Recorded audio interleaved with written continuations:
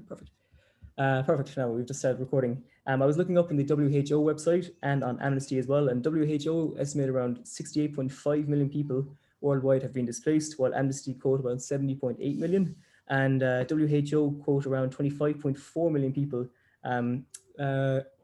qualify for refugee status, while Amnesty are quoting around 25.9. So there is a large amount of people that have been displaced from their home countries for various different reasons. So to further the conversation, we're going to break it up into the grounds of persecution. We'll talk about what a refugee is, what a migrant is, and what an asylum seeker is, and in their legal rights as well in Ireland.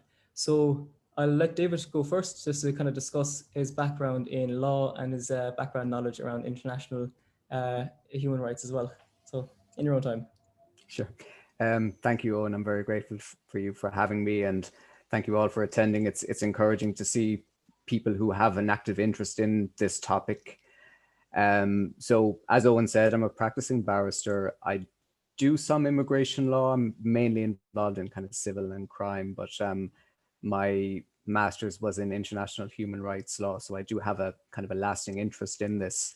So I suppose the best place to start would be kind of the nitty-gritty, as it were. So as a lawyer, I kind of bring my own experience as a barrister to fore. So my focus is going to be on kind of the legal framework of what we recognize as a refugee or an asylum seeker and how they qualify for refugee status. So my starting point would be the International Protection Act 2015. It's a very comprehensive framework through which an asylum seeker can apply for.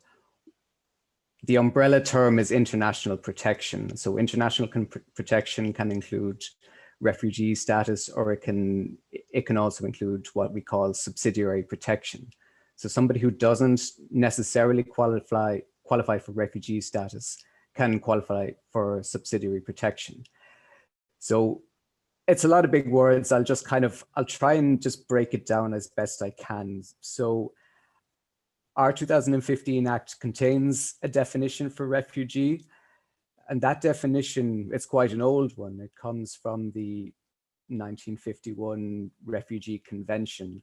And that definition was formulated in the aftermath of the Second World War, when there were people all over Europe generally in a state of flux, and people were stateless, and it was quite a fraught situation with people seeking asylum in other countries.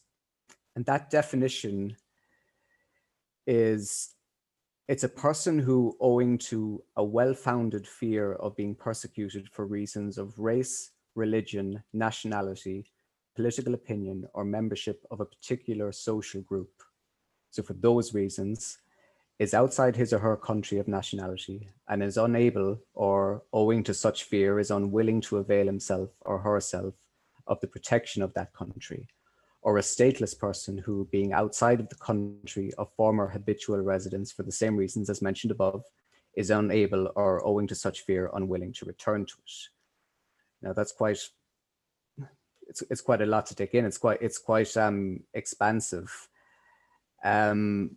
So somebody who doesn't qualify for refugee status may also be eligible for what's known as subsidiary protection. And again, that's defined in the 2015 Act as somebody who is not a national of a member state of the European Union, who doesn't qualify as a refugee, but in respect of whom substantial grounds have been shown for believing that he or she, if returned to his or her country of origin, would face a real risk of suffering serious harm, and who is unable, or owing to such risk, unwilling to avail himself or herself of the protection of that country. So just to go through, I suppose, what we would consider reasons for persecution, that's all defined in the Act as well. If there are any law students among you, you might find this interesting, but if not, it's a very comprehensive framework, and it's a very good starting point for anybody with kind of a more than a passing interest in this subject. So at the first instance, if somebody arrives at the frontier of a state, or they may already be in the state, and it doesn't matter whether they're there lawfully or unlawfully. So that person may apply for international protection. And that's under Section 15 of the International Protection Act 2015. So Section 15 is the vehicle through which they apply for international protection. So when a person decides that they want to apply for international protection, a basic preliminary interview will take place, and that's usually conducted by an international protection officer. That's basically just, it's a civil servant working for the Department of Justice and Equality. So they'll just carry out some basic questions just to assess their claim, just to make sure they have what we call a prima facie case. And just bear with me 1 second. During that time, the applicant isn't allowed to leave the state without the consent of the Minister for Justice. And again, you're probably familiar with this from the news. They're not allowed to work, or they're not allowed to carry out business during the processing of their application. Applications are made to the minister. It's the minister who has the executive power to either grant or refuse the application. Obviously, it's these international protection officers who carry out the interviews. They issue recommendations to the Minister for Justice. In the overwhelming cases, the minister is bound by that decision.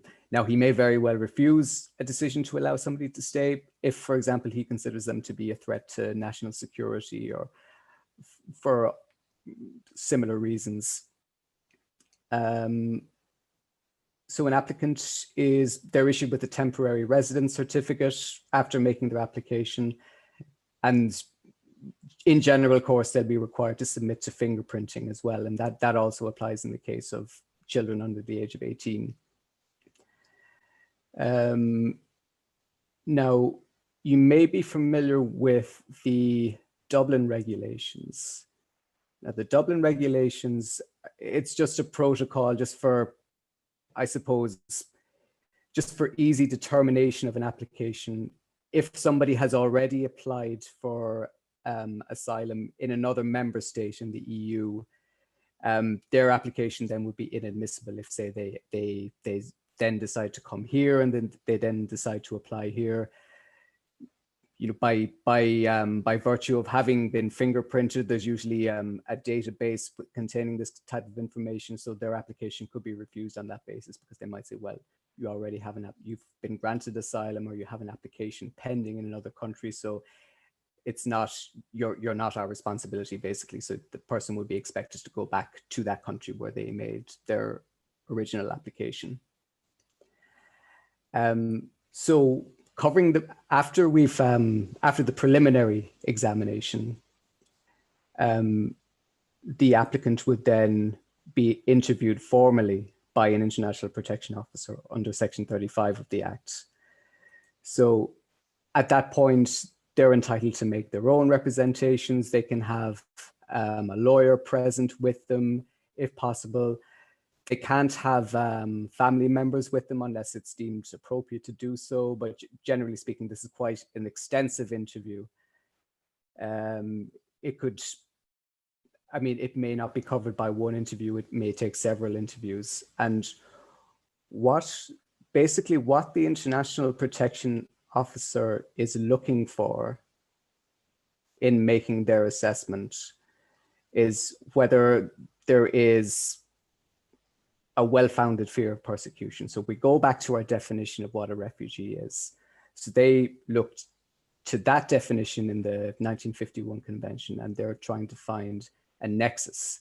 And what a nexus is just it's a connection between one of the grounds set out in that convention. Has this person made a case that they qualify for refugee protection on that basis? So we'd look, you remember I referred to race, religion, nationality, membership of a particular social group, or political opinion. And that's all defined in the 2015 Act again. So in assessing the concept of race, for example, the officer would take account of considerations of color, descent, membership of a particular ethnic group.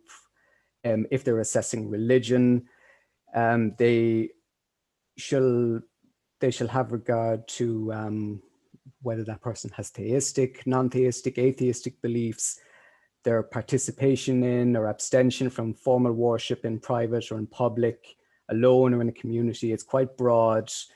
Other religious acts or expressions of view or forms of personal or communal conduct based on or mandated by any particular religious belief.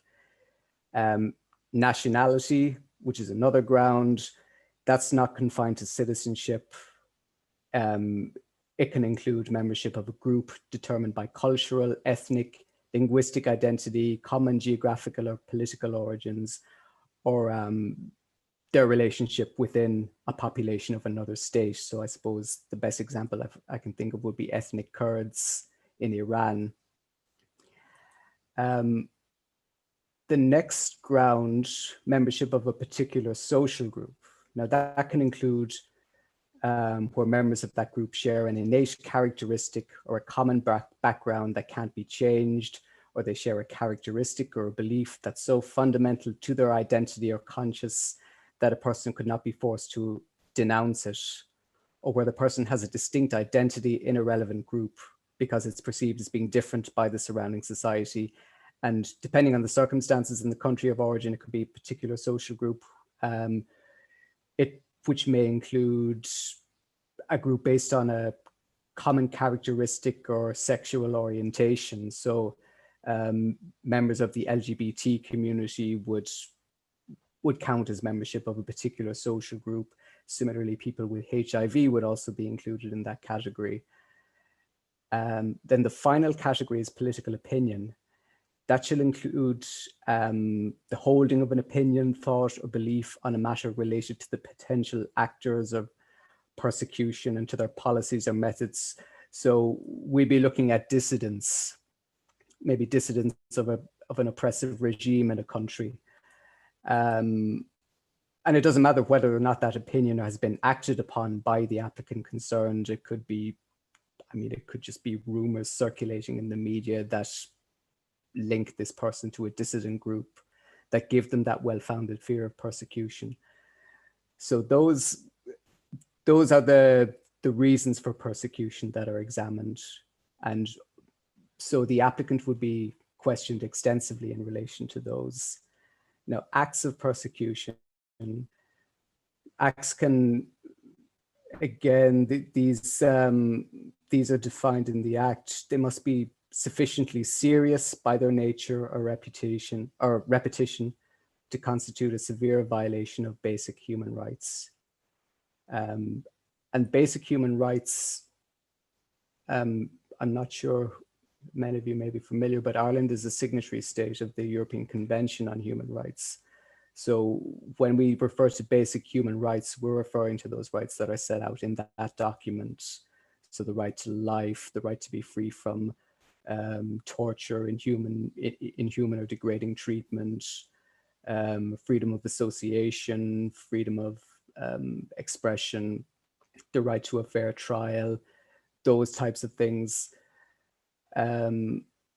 So examples which may amount to acts of persecution for the purposes of an interview would be acts of physical or mental violence, including acts of sexual violence, legal, administrative, police, or judicial measures, or a combination of these measures that are in themselves discriminatory or are implemented in a discriminatory manner.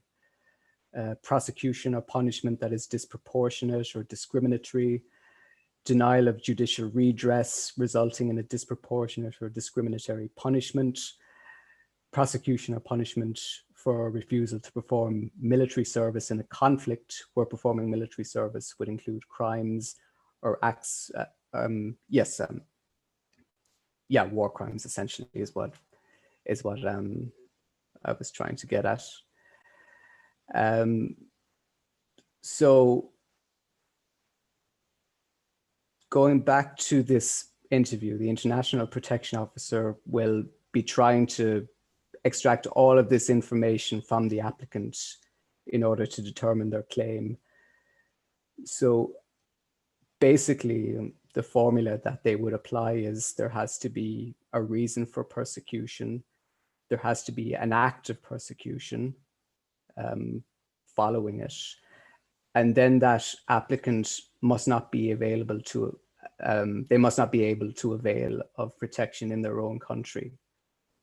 So for example, an international protection officer could say, well, you could just be internally relocated. Maybe you're at threat in this region, but why don't you just move to this other region in the same country and you won't have the same problem. So, and very often when we're appealing these decisions, we'll be arguing that they're not suitable for internal relocation. It's often a bit of a, it's often kind of a cop-out, I suppose. So once that interview is concluded, the International Protection Officer then drafts what's known as a Section 39 report that outlines their decision, the reasons for their decision. That decision can be given to the applicant and their legal representatives. And then it's open, this is generally where people like myself come into it.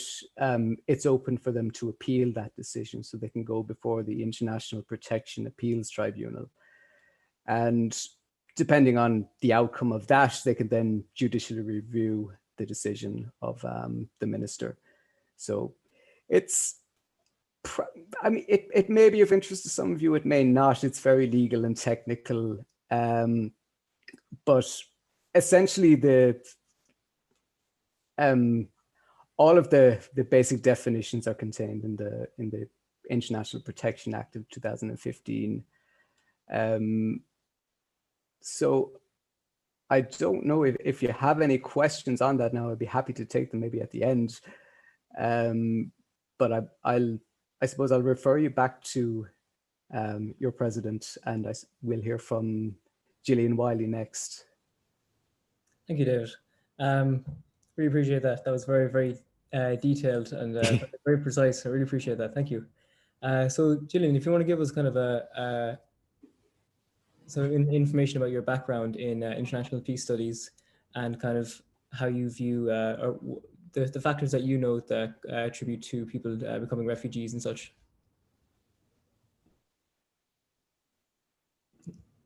You're on mute.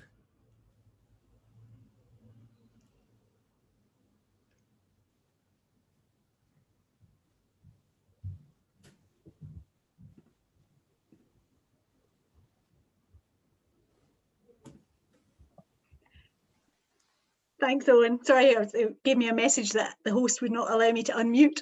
So now you've allowed me. Thank you very much. So yeah, thank you very much. And it's great to be part of this time together and the chance to talk these issues through. And very interesting to hear from David there about the intricacies of the application system and the workings of the law around asylum and refugee claims. It's a very labyrinthine system, and it must be very difficult for people caught up in it to make sense of it at times. Yeah, so as Owen said, I work here in Trinity. I'm involved in the International Peace Studies programme. That's a master's programme within the School of Religion. And my own areas of teaching and research, they focus, amongst other things, on issues around migration and globalization, but particularly human trafficking and forced displacements. And at the moment as well, I'm part of a module that's one of the Trinity electives. Maybe some of you will have a chance to take a Trinity elective in the coming years, or have already. And that's the elective on forced displacement, the human experience of forced displacement, which is run by, coordinated by Rachel Hoare, who's in the School of French, well, in languages, but this is an interdisciplinary module that brings together people, including people from law in the college, to talk about this very difficult issue of forced human displacement. So Owen, at the start, you were mentioning a number of statistics, and statistics are always really difficult in this kind of area, but when I was talking to the forced displacement class last week, I used the UN High Commission for Refugees figures, which are even higher than the ones you gave, at 78, 79 million displaced people. So obviously there are different figures floating around, but I think all of those, Amnesty, WHO, UNHCR, would agree that we're at a peak in terms of human displacement, forced human displacement. The numbers have never been so high. And of those, as you say, maybe 25 million are people who are refugees. And the majority of people, which is important to remember, who experience forced displacement are currently displaced within their own countries. Internally displaced people make up the majority of forcibly displaced people. So, but you asked me to talk a little bit about why people become displaced, and David's talked to us about the grounds for persecution, and that's definitely an enormous part of the story here.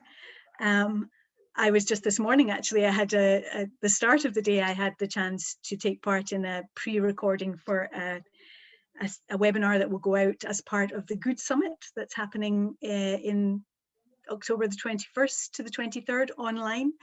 And this was talking with people who've been involved in someone who lives in direct provision and other people who are working in civil society organizations that support people in direct provision. And the woman who gave her experience about direct provision, for instance, is someone who is seeking asylum on the grounds of persecution for her political beliefs. Just as David mentioned there, that would be one ground on which to claim asylum, is that she left her country of origin, South Africa in this case, because she was under threat for her political activism. But her case is proceeding at the moment. But as someone who works in peace studies, of course, I can tell you that a great degree of forced displacement around the world, which leads to refugee situations, would be war and conflict. And the majority of people who form that, however many million of displaced people we have in the world, the majority of them are coming from places like Syria, Iraq, Afghanistan. Only in the last week, of course, we've seen a major internal displacement of people within Armenia from Nagorno-Karabakh. So where conflict breaks out, people are inevitably uprooted, displaced, and seek refuge either further into their own place or leaving the country for refuge. So there are dynamics, of course, around war and conflict, which can relate quite readily often to why people are on the move and why they might have a well-founded ground for seeking international protection. But I think it's also important, and maybe in David's discussion there about how international legal definitions can work quite tightly and can kind of try and make very circumscribed definitions of who qualifies for protection. There are, of course, the messy realities of people's lives don't always fit easily into these legal boxes. And so, for instance, we often have the dilemma, say, of people in Venezuela last year. You know, some of them would perhaps be, you know, Venezuela saw a massive outflow of people because of the political situation.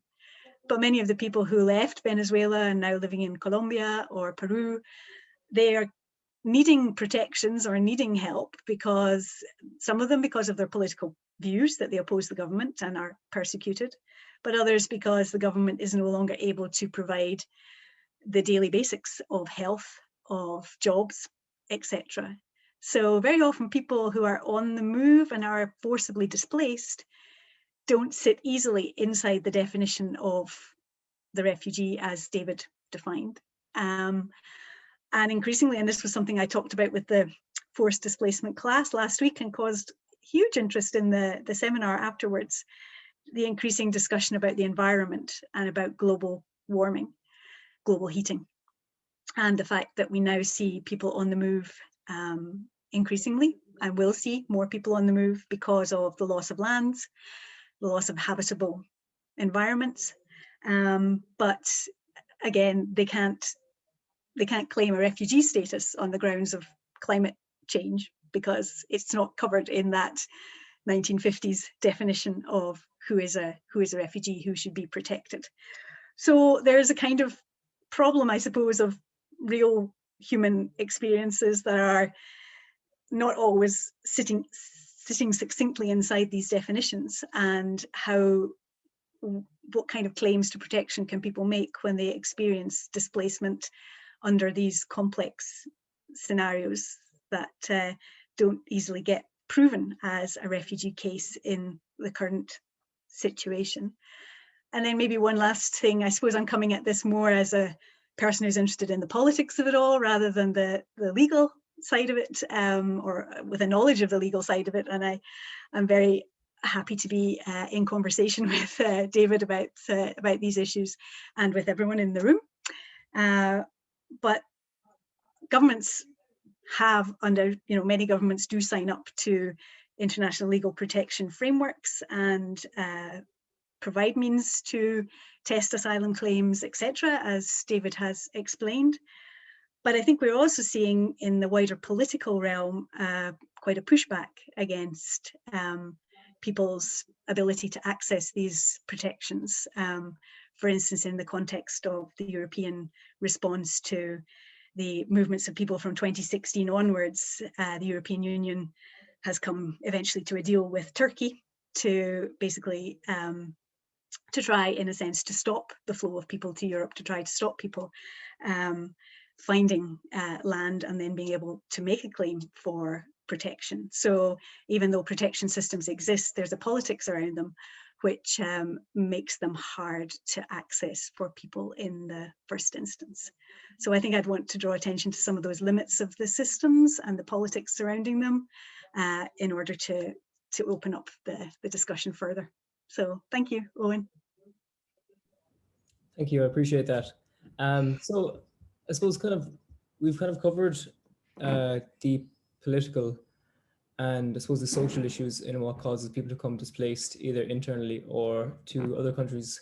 And we've kind of defined what a refugee is. Would it be possible between the two of you then, if we could go a little bit further then into kind of the definitions between what makes a refugee different to a migrant and a migrant different to an asylum seeker, and kind of how they're all intrinsically different to each other based on the grounds that they're fleeing persecution? Yeah, I guess I might start, but I think David probably has the proper answer to this, the legal answer to it. But I suppose my comments there was kind of trying to draw attention to the fact that governments use these categories and develop systems for managing them and managing people within them, but in fact people's complex lives might not easily be captured in them. So for instance, I study human trafficking. Again, that is quite tightly defined in international law, the Palermo Protocol, and by the United Nations, but it defines the trafficked person as someone who has three things must have happened to them. They must have been deceived, coerced, they must have been moved, and they must be exploited. Now, it's actually usually very hard to prove a case of human trafficking because people, well, for many different reasons, but one of them would be that people don't, again, easily sit into these definitions. People might often have, for economic or other reasons, decided that the future lies somewhere else, and they may pay someone to help transport them across a border if they can't get a regular entry, a visa or whatever. So in that sense, they are somebody who's been smuggled. They've made themselves into an irregular, undocumented migrant, and that will go against them even if they end up being exploited for sexual exploitation or labor exploitation, and could be considered to be a trafficked person at that end of the story. So again, people's experiences are complex. So that doesn't answer your question about the difference between a migrant and a refugee and an asylum seeker, but again, it's probably just my my natural disinclination to put people into those boxes, but I'm sure David has the right answer. Well, I think your point is very, very interesting, and actually, It's very true that in assigning these names and titles, we kind of do people a disservice, because we are overlooking just how complex the human experience actually is. So I completely agree with you there. So it is with some reluctance that to answer your question, at the point where somebody applies for international protection, that's when they're an asylum seeker. So that's just very, very simply, that's what it is. It's just somebody who's awaiting a decision in relation to their application. They're an asylum seeker, they're seeking asylum. A refugee is somebody who's been granted refugee status under that definition that we've covered. And I will concede, I probably was singing its praises, but you're absolutely right, Gillian, in that it is dated and it is narrow, and it doesn't really, as you said, it doesn't account for people displaced due to climate change. So yes, it's something that does require further thought, I think, in light of the situation we're living in nowadays. A migrant then is just somebody who's traveling usually for economic reasons. So if you look at the situation, say in Mexico, people trying to travel them illegally across the border into America, these are people who typically be considered migrants. People are generally kind of lumped together under that generic word, because you've seen that in Calais with people trying to get to the UK. They're often referred to as migrants. In reality, it's people are going to the UK for very different reasons. Some are looking for work, some are seeking asylum. But I suppose migrants it's something of a neutral term, I guess. But generally, yeah, it's for people who are just looking for work. Economic factors have pushed them. Good, thank you. Do you have anything?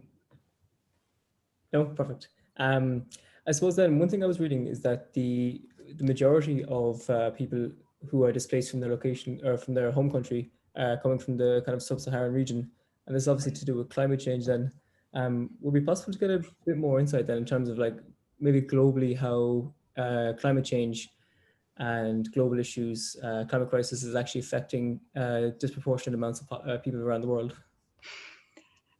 Yeah, this is something I'm only kind of getting up to speed on myself.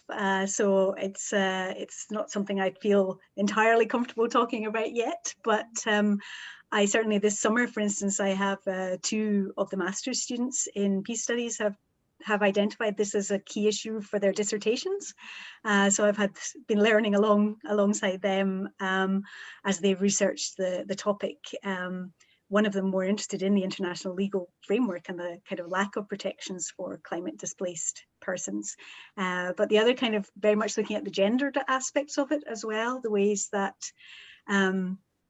women in communities might be particularly vulnerable to climate induced displacement because they may be more involved in subsistence agriculture in communities, and therefore bearing the brunt of climate displacement for their families, or maybe in gendered terms, less able to move and seek work elsewhere in cities, etc., and maybe staying back and therefore more impacted. But we do begin to see cases in the Pacific as well, in the South Pacific, of course, islands that are under threat of submergence with global heating, and as well as, yes, desertification and land use loss and so on in other parts of the world, that we can only expect climate-induced displacement to grow, unfortunately.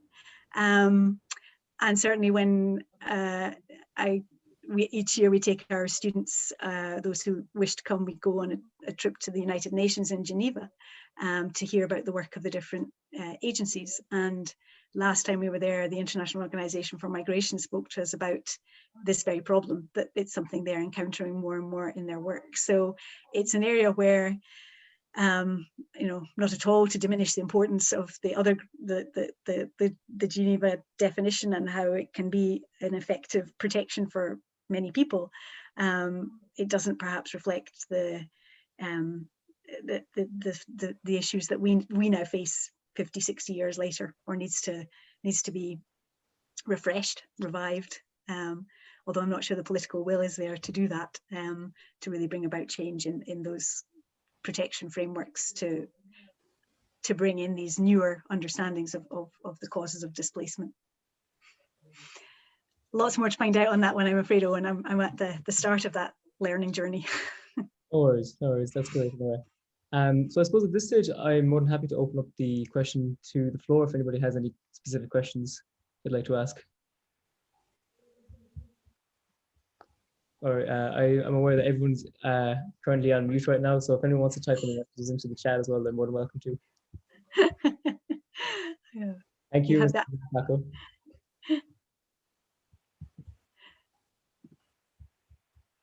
Paco have a question, I think, maybe. Sorry, I think I put the... Hi. Perfect. I can speak now. Just a number of comments on the on the assessment of refugee status and then the convention itself. One of the things that we have seen is that while the convention has been able to withstand the test of time, because it's been in place for decades and it's applicable to many states around the world, but we're seeing differences in how the states interpret, for instance, or assess asylum claims. So where in one case, you might have a country that has well-trained civil servants who are capable of and are interested in actually assessing asylum cases. In one case, you'll find Hungary, for instance, isn't interested in giving people refugee status. They don't want refugees in Hungary.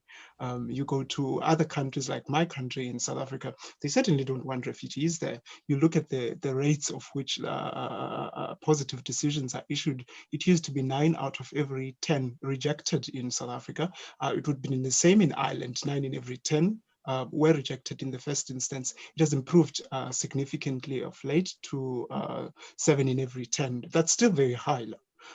In the first instance, where people are refused refugee status, primarily because while the law is, I'd say it's clear enough for me, it is very complex in some, in the cases that people bring forward are complex, and they require somebody who is actually interested in protection in the administration of the convention, because we've found that in many cases, the states tend to look for reasons not to grant protection rather than look for whether or not a person qualifies for protection. You would have seen us as campaigners in the movement of asylum seekers highlighting those decisions where an LGBT plus asylum seeker is asked, for instance, to prove their sexual orientation. Several countries do that. Ireland is one of them. The United Kingdom is one of them. South Africa made a comment in one case where a person who claimed asylum for well-founded fear of persecution on the basis of sexual orientation from Malawi was told that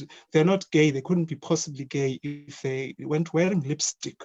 So when you see those kind of things, it tells you that while the law is very clear, the legal framework is very clear, the administration side is not up to scratch in many of the countries, and it is it's quite broad. It goes across continents where you'll find problems in administration of the, which is where the lawyers come in, because then if you told that you aren't gay if you aren't wearing a lipstick, then you aren't a lesbian if you don't look mannish enough like to be a lesbian, you would need a lawyer to fight your case. And in many respects, you'll find that asylum seekers don't have legal representations. In Ireland, you don't have legal representation when you want to challenge a decision by the IPO or the IPET, which is the appeals tribunal. In the high courts, for instance, you'll have to go and find a solicitor who is willing to take up your case on judicial review.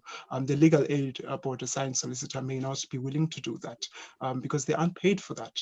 Most solicitors who do judicial reviews will do it under the the guys that they would the case is a winnable case, and that they would then they might claim costs. But otherwise, in many cases, it's that people are left without that necessarily legal representation. So while I would agree that the Geneva Convention is very narrow, I would say it has been a good framework for the past couple of decades. It is a post-war convention, and so it was, I think, the countries that signed up, that convened in Geneva to draft their convention were actually fewer than countries who are today signatories to it. And so it may be difficult now, especially in the current political climate, to bring together the parties to the Geneva Convention to say, let's amend it and change it. It might actually lead to more dangers, because you have quite a lot of states who are very hostile to refugees, and quite influential states. So you can imagine a powerful state like the United States of America, for instance, who are very hostile to refugees. And even in the EU, there are a lot of countries in the EU who are hostile to asylum seekers.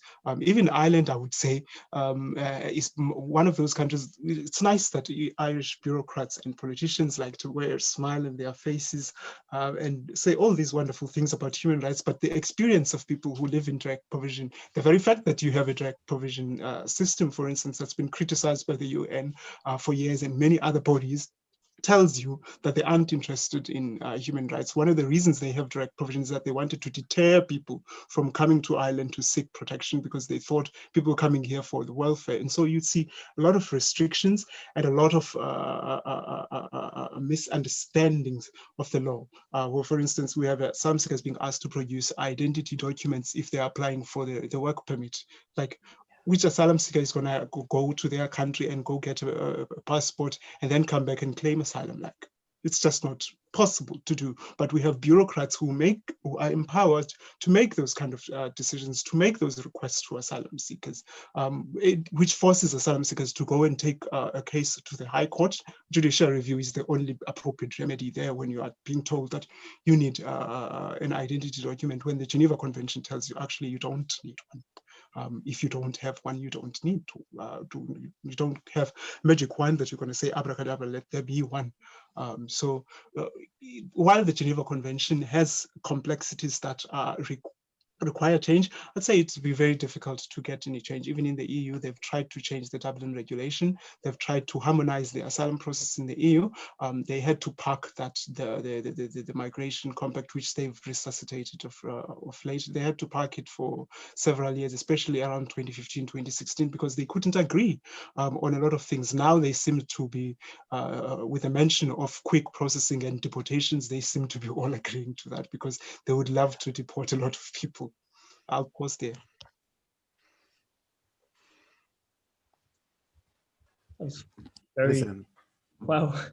excellent point. And thank you. Definitely. Some very, very salient criticisms there, yeah. Absolutely. Sorry, Dave, are you going to? Oh, no.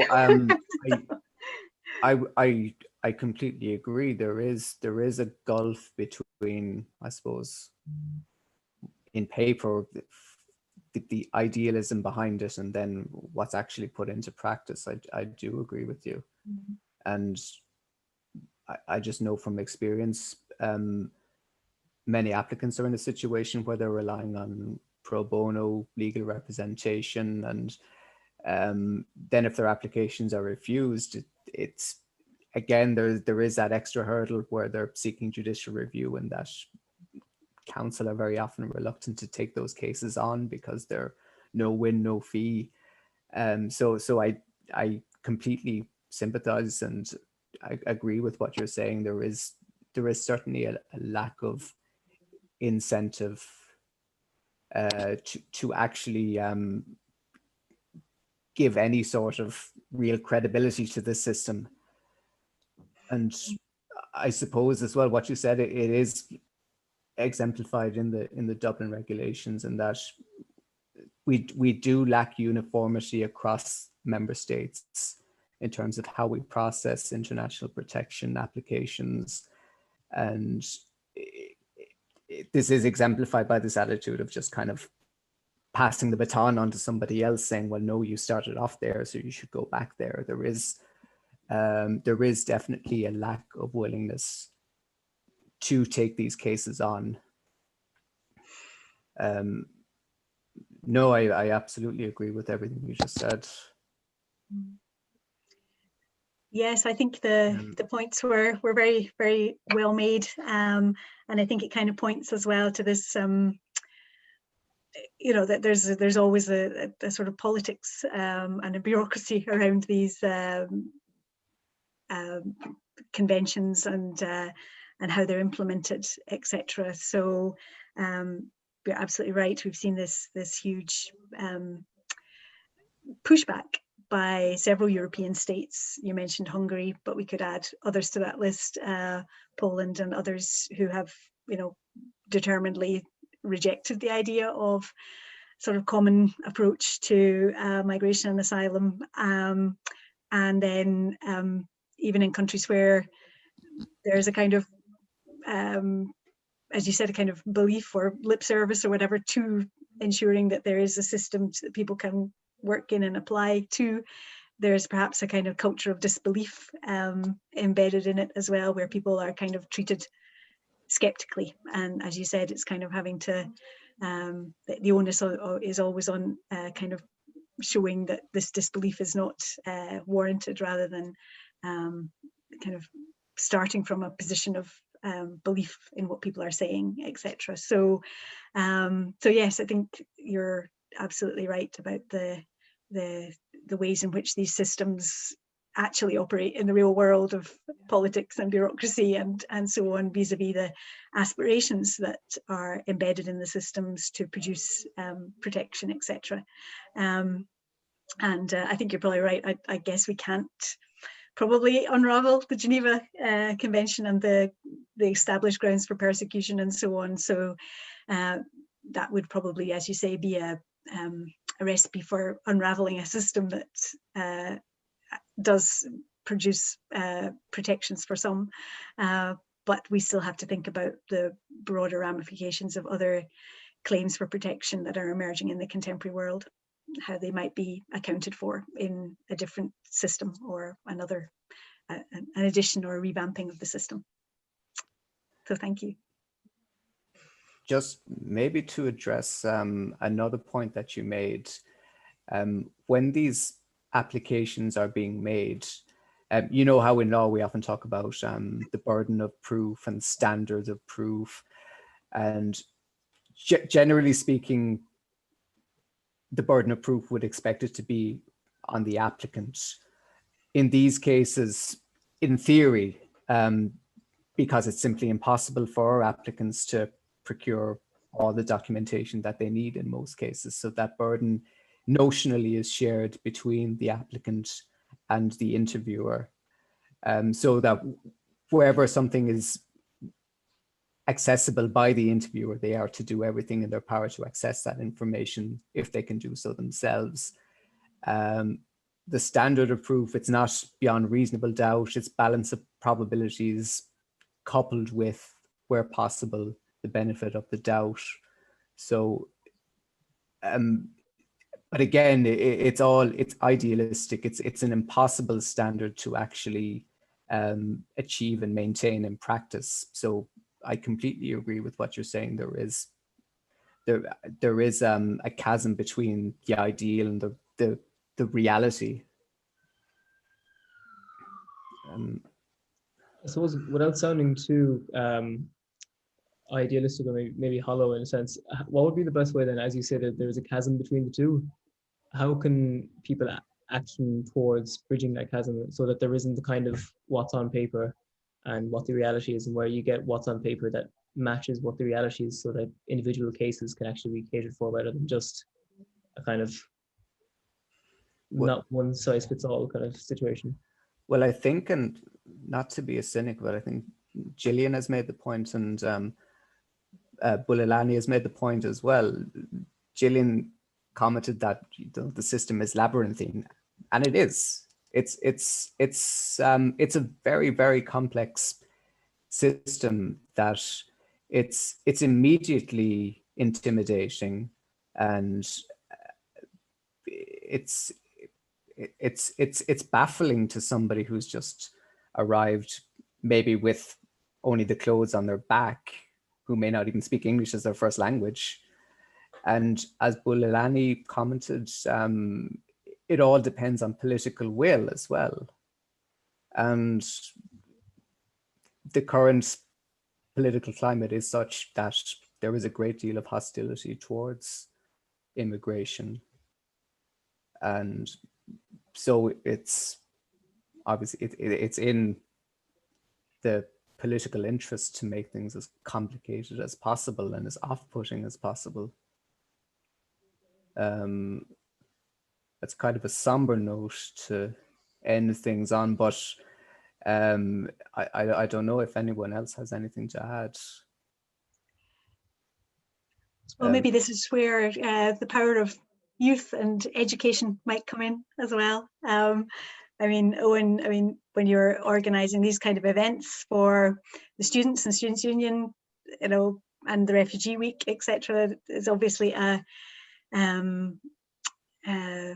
you know, a hope that this kind of activism at student level can have an impact on the situation. Would you agree? That's the end goal, I suppose, that we're not kind of doing this in vain, and we're not trying to do this to appear to be doing something when nothing's actually happening, where there's actionable change and where you can kind of persuade and show people that there is a better way of doing things. I know I'm not speaking as eloquently as the three of you have done today, and thank you, Bulelani, as well, for speaking. That was very, very powerful. But I suppose that is kind of the end goal, that you can bend people's mentality and show them of a new way of viewing the world, and a new way of perceiving others who don't come from your immediate circle, your county, your country, or even the continent that you live on, where you can kind of work towards something that is more inclusive. As I said, I'm not putting it as eloquently as you three have put tonight, but yes, to answer your question, that's the end goal. That is the hope. So I suppose if anybody has any questions, they might use the thumbs up emoji or the clap emoji.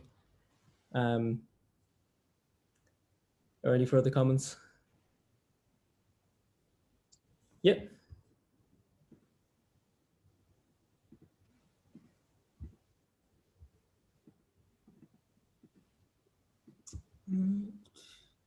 Can you hear me? Yeah. Thank you. Thank you for interesting talks, Julian and David. And I feel a little bit shy after the full of knowledge questions and discussions, but just I would try. If I'm correct, as far as I know, it's for international law cannot force some countries to do something. Please correct me if I'm wrong. But so how to involve countries to get involved countries to tackle this problem, refugee problem, to take this problem seriously and make it responsible. Yeah, thank you, Nanako. That's really, it gets to the political heart of the question, of course, which is really important. And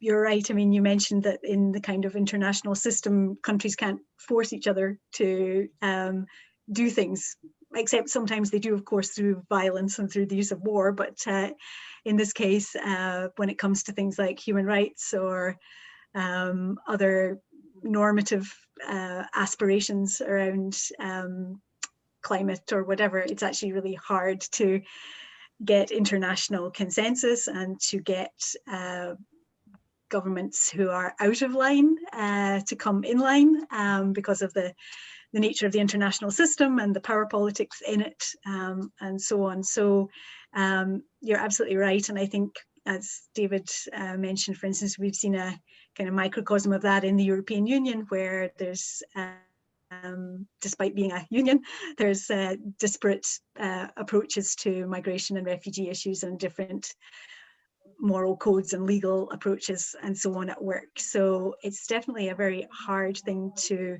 arrive at international consensus, etc. Having said that, I mean, I do think that there are such things as mechanisms by which normative and moral ideas do take root in the international system. The Geneva Convention was one example of it from the 1950s. So you have the ways in which you can have civil society organizations, advocacy groups, sympathetic governments, can be part and parcel of trying to create more consensus and moral expectations around these things. And maybe actually sometimes we also have to think about, even if the moral arguments don't work, there are maybe ways in which we can make arguments around migration and protections and so on that are more appealing to self-interest of some governments as well. You know, there's obviously the case of demographic change in the developed world, the fact that so much of our economy and our care systems and all kinds of things actually depend on migrants and migrant labour. And we're actually quite reluctant to recognise that and to acknowledge the globalised situation we live in terms of interconnectedness. And then maybe things like climate change are going to make us see global more than we do. So that's not a straight answer, but it's an answer that acknowledges the politics of the international system make these things very difficult, and the politics of individual nation states and populism and so on. But it's also an answer that tries to look at the ways in which sometimes normative ideals do emerge as gaining consensus in the system. And sometimes we might have to look to pushing states about their self-interests as well to try to get some movement on these things as well. Complicated story, sorry. I hope that helped, Nanako. Fantastic. We just have one comment then into the chat, which I suppose is deserving of attention as well. What sounds like a taboo to an interviewer is an applicant's reality. We've seen victims of torture who were told they didn't look like a victim, in the end got refugee status at the appeal stage. The international protection system in Ireland needs an overhaul. Yes. I don't have the exact stats now to back it up, but it's true that an alarming number of appeals are actually upheld when they do get to the International Protection Appeals Tribunal stage. And certainly I can speak from my own experience where I had a client who it's actually quite alarming. What I'd love to be a fly on the wall, or I'd love to be present for one of these interviews, because I did have a client who was deemed suitable for internal relocation, and otherwise she was perfectly credible. Her story was accepted, and it was an awful story. She was fully accepted as credible, but her application failed on the internal relocation limb. That was successfully appealed, because anyone who had actually read her account would have known that she could not be internally relocated safely. So so does it need to be overhauled? Yes. But that would have to happen at the initial stages. It shouldn't be up to the tribunal to remedy what was effectively a careless interview. So and it really it comes down to the quality and the competency of the international protection officer on the day, and some of them are very diligent and some aren't, and it is worrying. I'm still, from a practitioner's point of view, I take comfort in knowing that there is an appeal stage where there are lawyers. But yeah, I've maybe to digress, I digress maybe slightly. I suppose my view is it's the interview stage that needs to be overhauled. The tribunal is the safety net. I don't know. Maybe I'd welcome other people's input in that, but that would be my view. If anybody would like to be unmuted as well, just raise your hand and I'll be able to unmute you. Yeah, of course. Yes. The tribunal can be problematic too. We had one tribunal member who had had over 500 appeals and granted protection to only 9. In many of those cases, and some who are lucky enough to have lawyers willing to take up a judicial review case will end up in court. And the courts actually are just as high when it comes to, you have to first apply for for leave to bring judicial review proceedings, and a high proportion of those applications are granted. So the court gets to hear the person's case, and a high proportion, I think there were around 40% or something like that, where people are actually either settle out of court. Yeah. And we would assume that, of course, the Refugee Council would be of the same opinion that if a person is settling out of court, it's probably in the favor of the applicant. And then you have about 30%. I think the actual rate is 40 plus 30, and then 70% of those would actually, who are brought into the judicial review proceedings or approach a court, are granted some status in Ireland. And so it does mean that we have to ask questions about the quality of the interview. There's some promising reforms. One, they'll cut short the international protection questionnaire, which is about 62 pages in English. Yeah. They do have it in some other languages, but not all the different languages that asylum seekers come with. They will also have some reforms around the interviews and recordings. Now they've started doing video interviews, and so the solicitors may have an opportunity there in future to have access to an actual word-for-word recording of what goes on in the interview right after the interview has taken place. And so they might have some reforms that might help, but it doesn't help an applicant if a person is being refused willy-nilly for reasons that were, I mean, some of the cases, I'm working on a project now on documenting the experiences of survivors of sexual violence who have been rejected in the first instance and get protection in the appeals tribunal. Some of the people who've gone through horrific things, somebody was tied to a tree in their country and gang raped by armed men, and they were rejected in the first instance because the person just didn't believe them. It was just implausible, and one was asked to justify why the rapist wanted to rape them.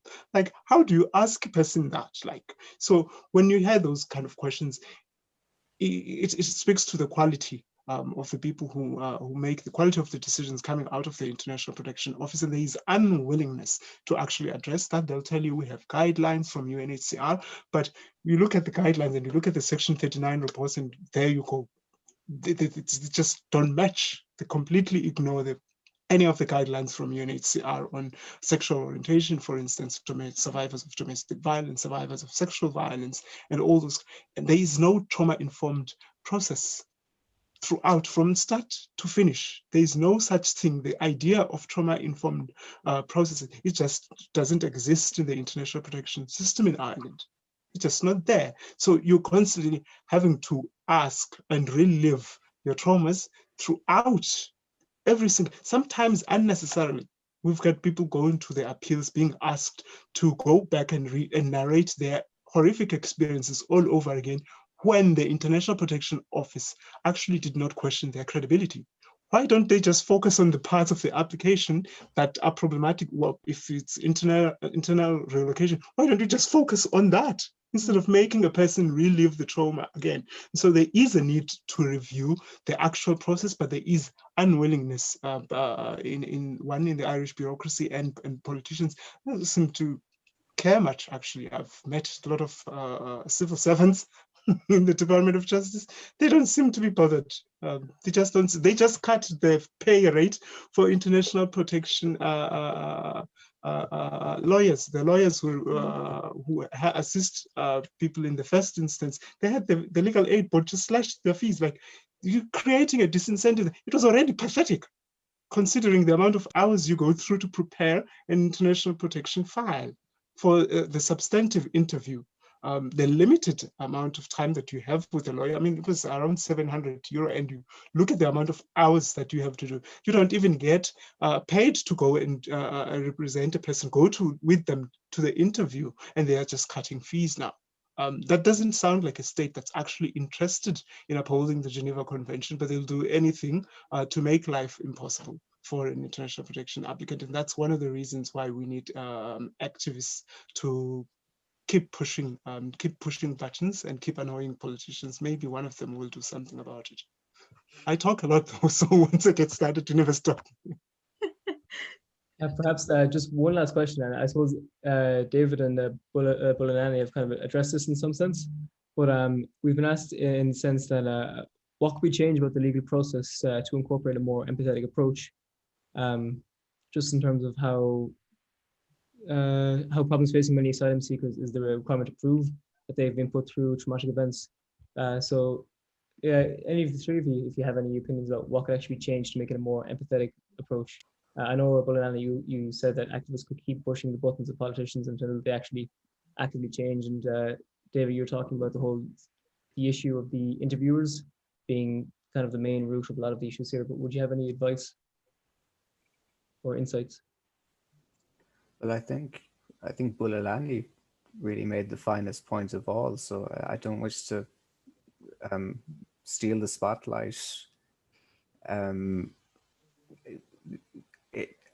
Basically, these people are being forced to undergo secondary trauma by reliving traumatic events, and so I think it's a very combative system, first of all, where, I mean, notionally, as I said, it's the burden of proof is shared between the applicant and the examiner, but I mean, realistically, where you've got somebody having to relive past trauma, it's not a burden that's shared easily. And it is, I suppose, that gives it a very, very adversarial veneer, which is fundamentally wrong. So, I mean, it's something there should be, it should be a much more holistic framework that does include the input of mental health professionals and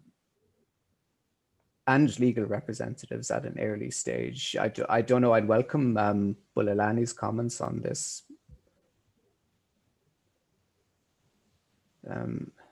Sorry? I said I'd love to hear Bulalani's thoughts on this. There are trauma-informed processes in the court systems. If a person, for instance, survived sexual violence, there were processes that are employed in an actual going through a rape trial, for instance.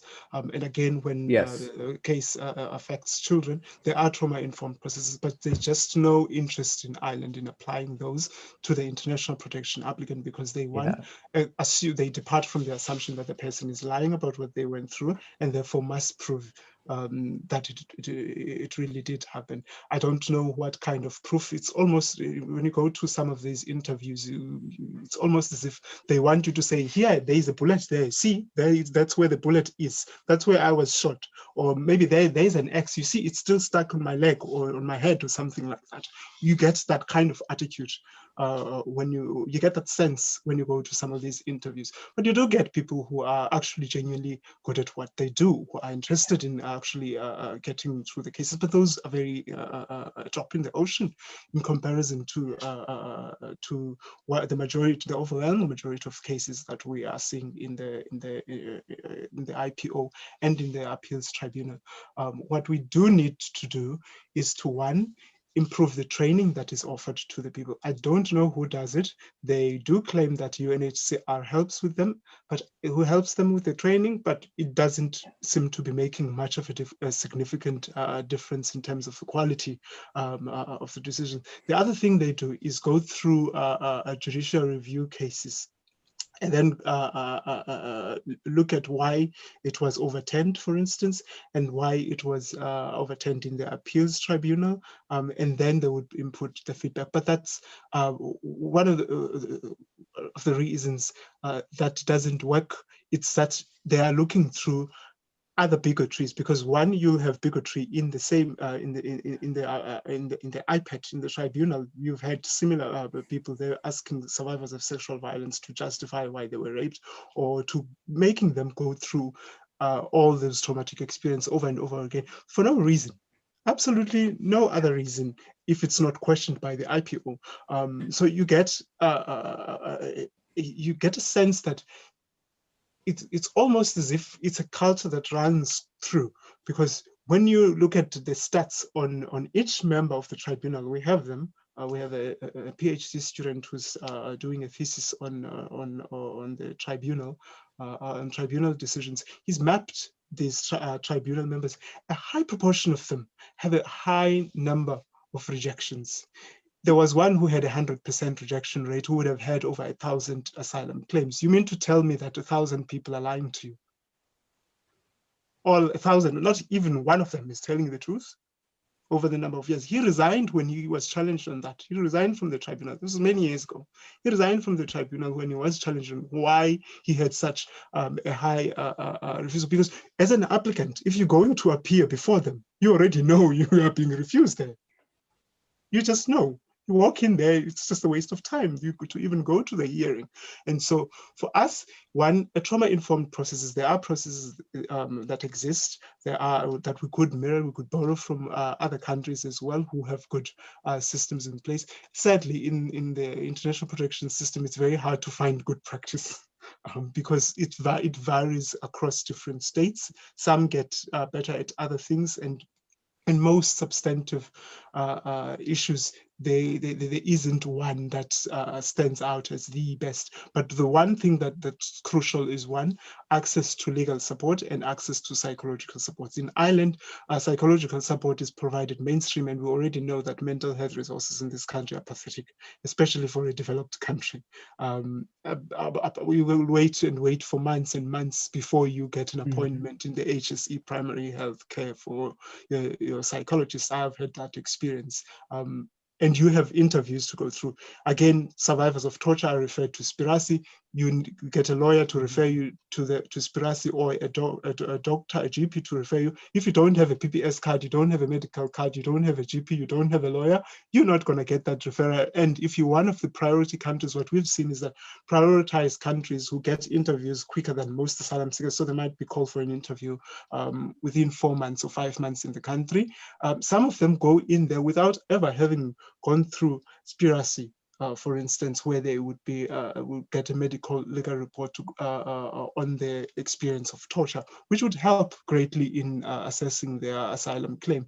But sometimes that happens after they are in the appeals tribunal, because they didn't have all the necessary supports earlier on in the asylum system. So there are a lot of things that they could do to change. Very practical things that they could do to change. They could do them tomorrow, but there isn't interest in doing those things. Thank you. Really thank you for your input. I think we've got about 14 minutes overtime, so if nobody else has any questions, I might actually just end the session now. But I would like to thank Gillian and David for speaking, and I'd like to thank Bulalani for his contribution as well. Really appreciate that, guys. So just kind of give you a brief summary before I end the session tonight. So the whole theme of this week is educational platform, in terms of, on Monday, tonight we've discussed kind of the grounds of what makes a refugee, the contributing factors of what causes displacement, and kind of we've divulged and explored what the legality is around Ireland. We've got a lot of fantastic insight as well around the processes, why people get rejected, and how we can actually, what changes should be made to make the system more equitable. On Wednesday, then we'll be discussing direct provision in Ireland, the history of it, and then exploring why it's an unsustainable provision for people, why it just fundamentally needs to be changed. And then on Friday, then we will be discussing going forward what we can actually actively do as individuals in terms of, as Bulalani said, lobbying, pestering politicians to bring this up on their radar, to make sure that they're aware of these situations. We have donation link to Massey as well. We have we'll have a representative from 400 Welcomes as well. So just to fill you in as well, 400 Welcomes in the camp over in Greece in Lesbos, Moira. About 13,000 people have now become homeless after the camp burnt down.